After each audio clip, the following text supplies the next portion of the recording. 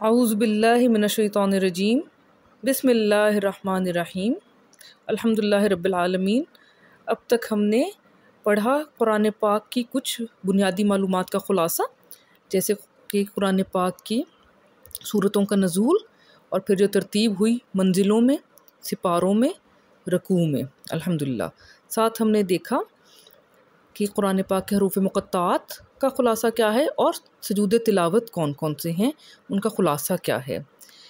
फिर हमने ये देखा कि अल कुरान अल ममदूह में क्या तरीक़ेकार इस्तेमाल किया गया है।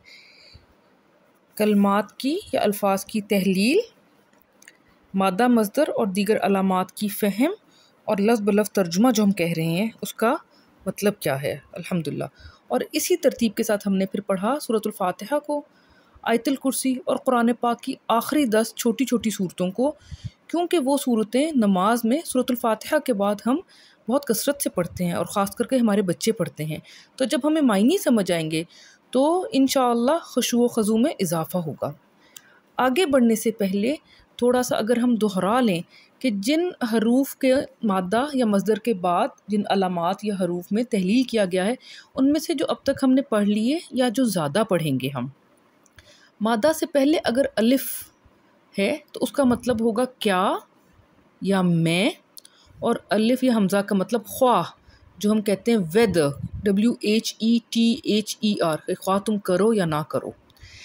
मादा से पहले बे का ज़्यादातर मतलब है से, साथ या का वग़ैरह, और कुछ जगहों पे आएगा बिल्लाहि, जैसे कसम खाना। इसके बाद मादा से पहले ता का मतलब है तुम या कसम खाना, और या ता का मतलब वो कुछ जगहों पे आएगा। और मादा से पहले वाओ का मतलब ज़्यादा जगहों पे और है, और कुछ मकामात पे इसका मतलब है कसम खाना, जैसे कि वल्लाहि। और फिर हमने देखा कि जिस तरह आप मादा से पहले अलिफ है तो उसका मतलब होगा मैं, जैसे कि आबुदू, हमने सूरतुल काफिरून पढ़ा।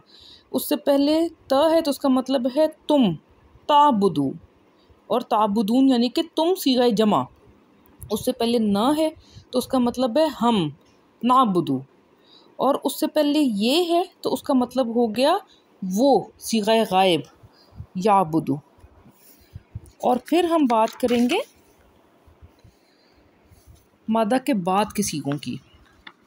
मादा के बाद अगर ते पे साकिन है, जज़म जिसको कहते हैं, तो उसका मतलब होगा वो मुन्नस, शी। ते पे पेश है तो उसका मतलब होगा मैं।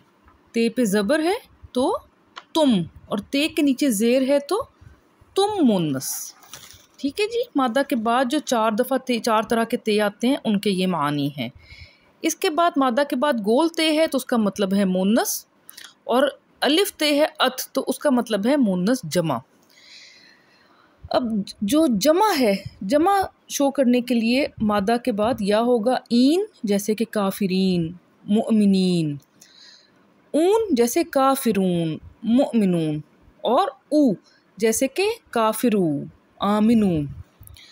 और अगर जो मादा है, मादा के साथ जो अलिफ लगा हुआ है उसके बाद, तो उसका बाज़ जगह पे मतलब होता है तस्निया, जैसे कि राजला का मतलब होगा 2 मर्द। और अगर मादा के आखिरी हर्फ पे ज़बर है और उसके बाद ईन है तो वो बन जाएगा सीग़े तस्निया, जैसे कि रजलैन, 2 मर्द। और इसी तरह अगर आखिरी हर्फ के ऊपर ज़बर है और उसके बाद अलिफ नून है तो फिर बन जाएगा सीग़े तस्निया रजलान। अब इनमें क्या फ़र्क है, ये हमारे इस जो सबक है इससे आगे की बात है, वो हम आइंदा कभी इंशाल्लाह जानेंगे आहिस्ता आहिस्ता। इस तरह मादा के बाद अगर ये है तो उसका मतलब होगा मैं या मेरा, रब्बी। नी है तो मुझे, अंजिल नी, नाजिल फरमा मुझे। ना है तो हम, और न के नीचे अगर ज़ेर है तो इसका मतलब है कि ये महजूफ़ हो गई है, डिलीट हो गया, और वो हम ही है। इस तरह अल्हम्दुलिल्लाह काफ के ऊपर अगर ज़बर है तो का तुम, मुज़क्कर तुम। क के नीचे ज़ेर है तो तुम मुन्नस। कुमा है तो तुम तस्निया। कुम है तो तुम जमा, और कुन ना है तो तुम जमा मुन्नस। इस तरह ह है जैसे रज़ी अल्लाह ताला अन्हु में, तो वो मुज़क्कर, हा वो मोन्नस, हुमा वो दोनों, वो तस्निया, हुम वो मुज़क्कर जमा, और हुन्ना वो जमा मोन्नस। इसी तरह ता तुम मुज़क्कर, ती तुम मोन्नस, तुमा तुम दोनों, तुम जमा मुज़क्कर का सीगा, और तुन्ना तुम जमा मोन्नस। तो अब ये देखें कि ये कितने मिलते हैं, कुन्ना हुन्ना तुन्ना, ये कुरान में आएंगे इंशाल्लाह। तुम मोन्नस जमा, वो मोन्नस जमा, और तुम मोन्नस जमा। कुम हुम तुम जमा मुज़क्कर, हुम वो जमा मुज़क्कर, और तुम जमा मुज़क्कर। कुमा हुमा तुमा, कुमा तुम तस्निया, हुमा वो तस्निया, तुमा तुम तस्निया। और इसी तरह का और ता, की और ती, और ये फिर हा और हा भी याद हो जाता है इंशाअल्लाह तबारक व तआला। और इसमें एक चीज़ हम देखेंगे कि अगर मादा के बाद नून है तो कुछ जगहों पे उसका मतलब होगा जमा मोन्नस, और अगर नून पे तशदीद है, शद है, तो इसका है ये हरूफ ताकीद है कि आप बड़ी ताकीद करें कि यकीनन ऐसा हुआ, ज़रूर ऐसा करो।